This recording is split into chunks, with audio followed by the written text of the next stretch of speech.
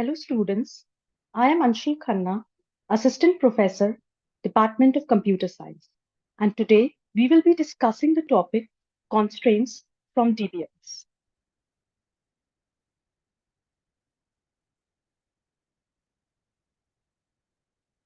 Okay, so first of all, let us try to understand what are constraints. Constraints, these are basically restrictions that we impose on the table that we create. So these are actually guidelines or limitations that are imposed on the database tables so as to maintain the integrity, correctness, and consistency of the database. Now, constraints basically are of three types. These are inherent constraints or implicit constraints, schema-based constraints or explicit constraints or integrity constraints, and application-based constraints. So now we will be discussing these three constraints one by one. Firstly, let us discuss inherent model-based constraints or implicit constraints. Now, these types of constraints, these implicit constraints, these are constraints that are by default applied on the table. We don't have to apply it explicitly. For example, the ordering of tuples in a relation. Now, there is no ordering of tuples in a relation. Whenever we have create a relation and we insert values into it, now tuples are created. Now, these tuples can be in any order. There's no ordering among them. Next, we have values and nulls in the tuples. Multi-valued attributes are not allowed in a table, and special value called null is used in the cases where values of attributes may be unknown or may not apply to a tuple. For example, as we can see in this relation over here,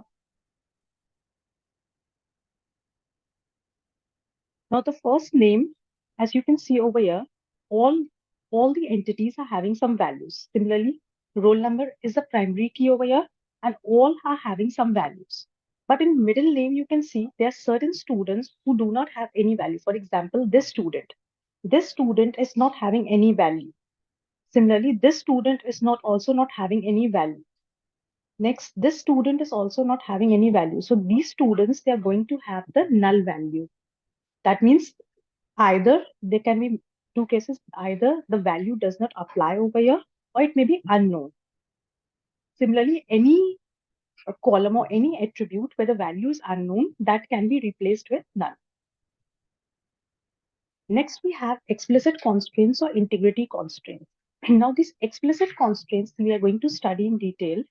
These integrity constraints, they are used to ensure accuracy and consistency of the data in a relational database. Now, these can be further categorized as entity integrity constraint or key constraint, referential integrity constraint, domain integrity constraint. In domain integrity constraint, we will be studying about null constraint, unique constraint, check constraint, and default constraint. So let us see these one by one. First of all, we have entity integrity constraint or key constraint. Now, we all know that the primary key cannot be null. So the integrity constraint states that the primary key value cannot be null. If it is null, then we all know that it will not be able to uniquely identify the tuples in the relation. So it cannot be null in that case. Now, table can contain a null value other than the primary key field. We all know this also. So as you can see over here, we have an employee table. Now, employee ID, this is the primary key over here. 1, 2, 3, it is having certain values. Now you can see in this last tuple, this last row, the primary key value over here is not mentioned. So this is not allowed. It is defying the entity integrity constraint. So this will not be allowed in this relation because the primary key value cannot be null. So the entity integrity constraint states that the primary key value cannot be null, and this will not be allowed in the relation. If we make a table like this where we are not specifying the primary key, then it is going to violate the entity integrity constraint. Next, we have the referential integrity constraint. Now, this referential integrity constraint is enforced when a foreign key references the primary key of a relation. We have already studied about foreign key and primary key. We all know that the foreign key in one table uh, comes from the primary key of another table. Now, let us see what is this referential integrity. Now, this referential integrity specifies that all the values taken by the foreign key must either be available in the relation of the primary key or be null. So let us try to understand this with the help of an example. Now we have one table over here of employee where we have the fields as employee name, age, and department number. And from this is the foreign key in this table. This department number is the foreign key. And this employee name is the primary key of this relation. Now we have another relation, department number and department location. Department number is the primary key over here. Now this is the primary key in this relation. Employee name is the primary key in this relation.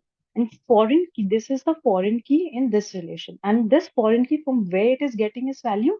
It is getting its value from here. We are taking the values of this foreign key from this table, and department number is the primary key of this table. So as you can see over here, this foreign key department number is taking the value 11, 24, 18, and 30. But what we all know is this is the foreign key. So this should take value from where? It should take value from a table where it is the primary key. So primary key has value 11, 24, and 30. So 11, you can see over here, 11 is okay. 11 is okay. 24 is also okay. Now we have over here 18. But this 18 is not present over here. As you can see, this 18 is not present over here. So is this possible? No, this is not possible. This is going to violate the referential integrity constraint.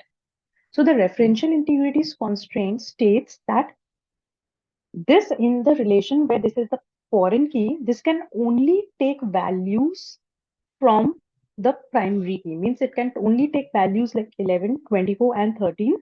And apart from this over here, it can take null also. So here 18 is not possible. If you are going to write 18, then this is going to this is going to violate the referential integrity constraint.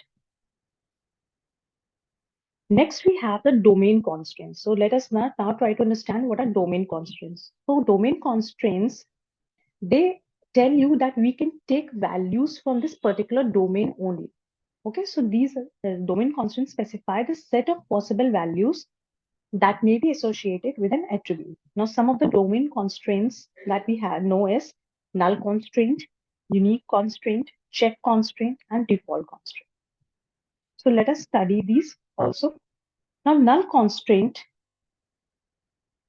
and unique constraint, we are going to study over here one by one. We have the null constraint and we have the unique constraint.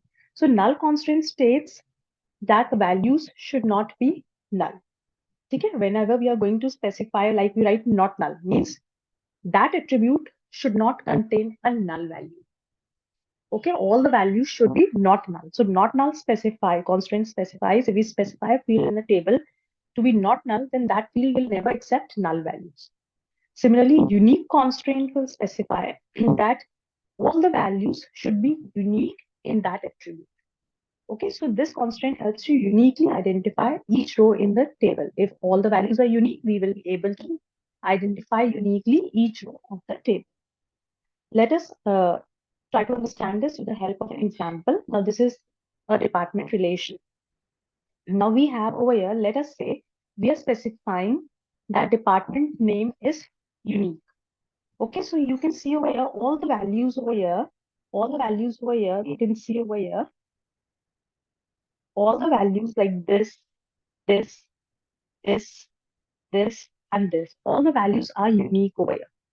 They will not be same. Similarly, you can see over here, we have not specified this department location as unique. So you can see we are taking common values also. ABES block we have written over here. We have also written ABES block. So these values are common over here. Now, we can specify the same attribute as unique also and not null also. Now, if I'm specifying this attribute as not null also. So you can see none of these values is null. It will not accept null value in that case. Whenever you try to give, it will not accept it because you have specified this to be not null constraint. So each row must have a value for a department name column. It will not take a null value. Next, we have a check constraint. Now, the check constraint is used to limit the value range that can be placed in a column. Now, if you define a check constraint, it will allow only certain values for this column. Whatever the condition you will specify, based on that, it is going to accept the values. For example, let us try to see this. We are creating a table over here of the name persons, and I specified these are the attributes of it. ID, which is of integer type, and it is not null. So it will not take any null value over here. The last name is varchar, and it is also specified as not null. First name, varchar, and then we are writing age, and I am specifying this of integer type, and then I've written check age is greater than or equal to 18. So what it will do whenever you will provide the value for this age, it will check whether the age is 18 or above, and it will only accept those values where the value will be greater than and equal to 80 in that case. It will not accept any less values. So check constraint is basically going to limit the values that you can place in a column. Next, we have default constraint. Now, it is also possible that we are going to set a default value for a column. If we are not specifying the value in the column, then it is going to take the default value. The default value will be added to all the records if no other value is specified in that case. For example, I'm creating a table over here named student. I've written ID. Again, it is not null. This is not null. Then last name, not null. First name, it is of varchar type. Age is int. And then I've written city, varchar 255. And then I've written default Ghaziabad. Now, if I'm not specifying the value of city whenever I'm inserting values in my table, in my relation, and I'm not specifying any value of city, then in that case, it is not going to fill it with null. It is going to fill it with Ghaziabad because this is the default value. So default value, you can set any default value for a column, and whatever value you will give, it will take whenever any value is not specified. Lastly, we have application-based constraints. Now, these constraints are those constraints that cannot be directly expressed in the schemas of the data model and hence must be expressed and enforced by the application programs. These are known as application-based constraints. For example, a student can take a maximum of 25 credits in a semester. These are the references that I have referred. Thank you so much for watching the video.